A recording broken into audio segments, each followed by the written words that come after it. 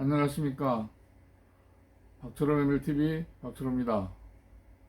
오늘은 메밀과 고지혈증에 대해서 알아보겠습니다.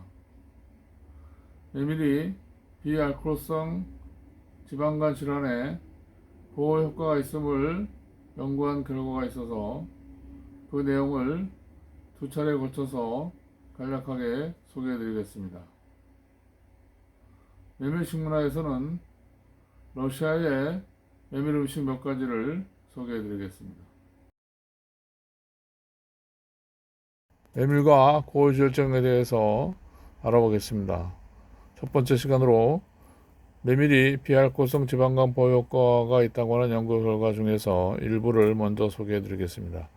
이 연구는 중국의 후초우 대학과 후지안 농림대학 연구팀들이 공동 연구를 해서 2020년 국제농업식품화학회지 Agricultural and Food Chemistry에 발표한 내용입니다. 비알코올성 지방간 질환은 이상지질혈증인데요. 이상지질혈증은 심혈관 질환 발생의 주요한 위험인자입니다. 세계적으로 7,800만 명의 환자가 있습니다. 이상지질혈증은 중성지방, 즉 트리글리서라이드와 지방산의 과다한 축적이 특징인 비알코올성 지방간 질환입니다.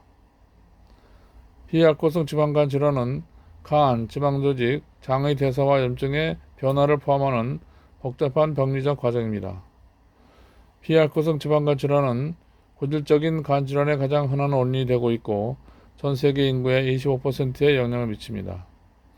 따라서 이상지질증의 예방은 비알코올성 지방간 질환의 심혈관적 위험 감소의 전반적인 틀이 되어야 합니다. 메밀과 고지혈증에 대한 논문은 타트르 메밀에 대해서 찾아볼 수 있는데요.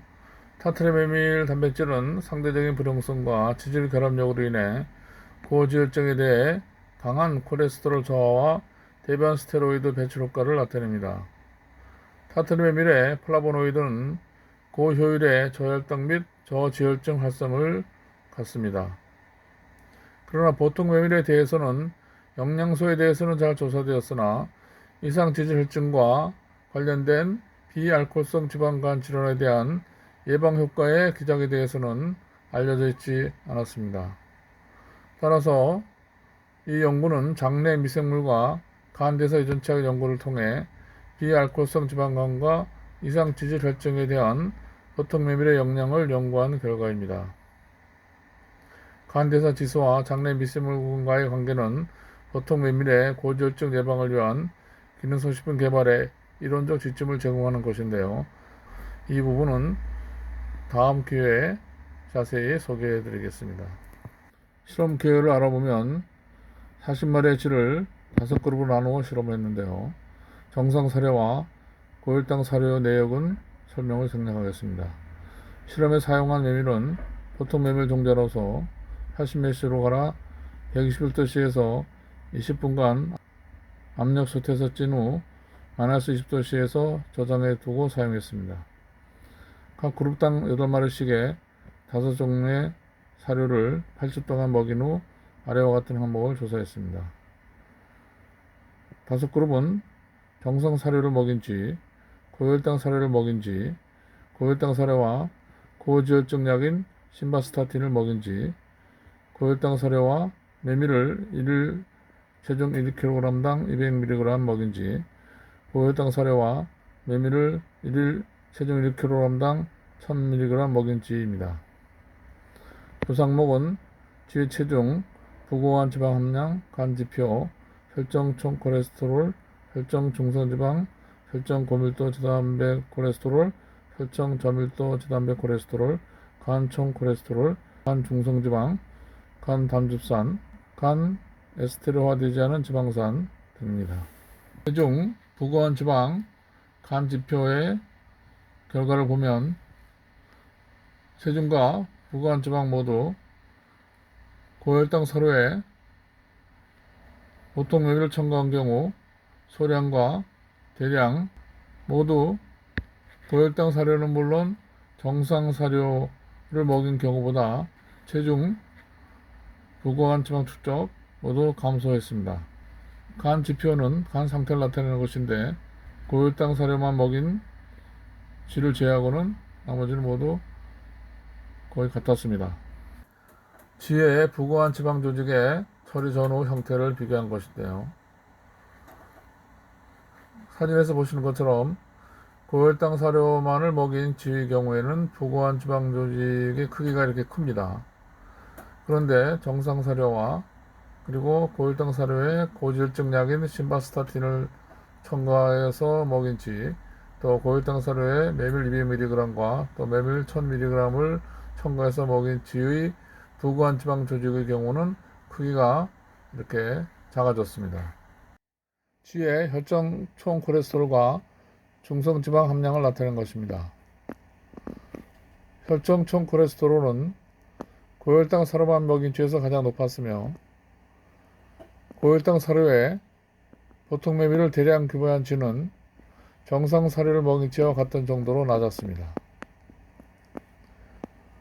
혈청 중성 지방 함량은 마찬가지로 고혈당 사료만 먹인 쥐에서 가장 높았고 고혈당 사료에 보통 메밀을 대량 급여한 쥐에서 가장 낮았습니다. 혈청 고밀도 지단백 콜레스테롤 즉 HDL과 저밀도 지단백 콜레스테롤 LDL의 함량을 나타낸 것입니다. 혈청 고밀도 지단백 콜레스테롤 HDL은 고혈당 사료에 메밀을 첨가해 먹인 쥐가 고혈당 사료에 고지혈증 약인 심바스타틴을 첨가해 먹인 쥐보다 낮았으나 정상 사료 및 고혈당 사료만 먹인 쥐에서보다는 다소 높았습니다. 이 HDL은 높을수록 좋습니다. 그리고 저밀도 지단백 콜레스테롤 LDL은 낮을수록 좋은데요. 고혈당 사료만 먹인 쥐와 고혈당 사료에 고지혈증 약인 심바스타틴을 첨가해 먹인 쥐 그리고 정상 사료를 먹인 쥐보다도 고혈당 사료에 메밀을 첨가해 먹인 쥐에서 더 낮았습니다. 메밀의 양에 따라서는 차이가 없었습니다. 쥐의 간 조직의 처리 전후 형태를 비교한 것입니다. 고혈당 사료를 먹인 쥐의 간세포에서 광범위한 미세혈관과 대혈관의 지방증, 즉 피지분부 이상증이 검출되었습니다. 고혈당 사료에 의해서 야기된 고지혈증 쥐의 간세포 중앙맥 둘레에 혈관 지방증과 염증세포에 거대한 침륜이 발견되었습니다. 그런데 고혈당 사료에 메밀을 첨가해서 먹인 쥐와 고혈당 사료에 고지혈증 약인 심바스타틴을 첨가해 먹인 쥐에서는 이와는 달리 개선된 형태적 변화가 나타났습니다. 이것은 메밀 급여가 간에서 지방 병변 정도를 개선한다는 것을 의미하는 것입니다. 간의 총 콜레스테롤 함량과 중성지방 함량을 나타낸 것입니다. 간의 총 콜레스테롤 함량은 고혈당 사료만 먹인 쥐에서 가장 높았고 정상 사료를 먹인 쥐에서 가장 낮았습니다. 고혈당 사료에 메밀을 첨가한 경우 정상 사료를 먹은 경우보다는 높았으나 고혈당 사료만 먹인 경우보다는 훨씬 낮았고 고혈당 사료에 고지혈증 약인 심바스타틴을 첨가한 경우와 비슷하거나 보다 조금 더 낮았습니다.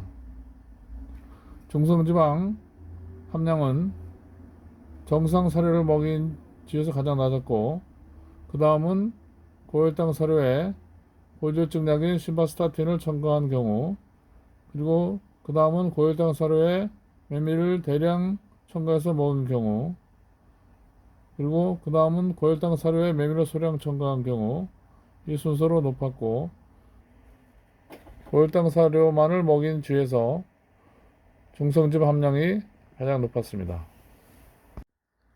간의 총 담즙산 함량입니다. 담즙산은 간의 콜레스테롤로부터 만들어졌는데요. 고혈당 사료만 먹인 쥐에서 가장 높았고, 정상 사료와 고혈당 사료에 고지혈증 약인 심바스타틴을 첨가한 쥐에서 가장 낮았습니다. 고혈당 사료에 메밀을 첨가한 쥐에서는 중간 정도의 담즙산 함량을 나타냈고, 정상 사료나 고혈당 사료에 심바스타틴을 먹인 쥐보다는 담즙산 분비가 많았습니다. 소량의 메밀을 먹인 쥐에서 대량 먹인 쥐보다 담즙산 함량이 더 많았습니다. 비에스테르화된 지방산의 함량입니다. 에스테르화되지 않은 지방산의 축적은 미토콘드리아의 기능에 장애가 돼서 아포토시스, 즉 세포 자살을 유도하게 됩니다. 비에스테르화된 지방산은 고혈당 사료만 먹인 쥐에서 가장 높았고, 정상 사료와 고혈당 사료에 고지혈증 약인 심바스타틴을 첨가한 쥐에서 가장 낮았습니다. 고혈당 사료에 메밀을 첨가한 쥐는 중간 정도로서 고혈당 사료만 먹인 쥐보다는 비에스테르화된 지방산 축적이 낮았습니다. 대량 메밀을 먹인 쥐에서 소량 메밀을 먹인 쥐에서보다 비에스테르화된 지방산 함량이 더 낮았습니다.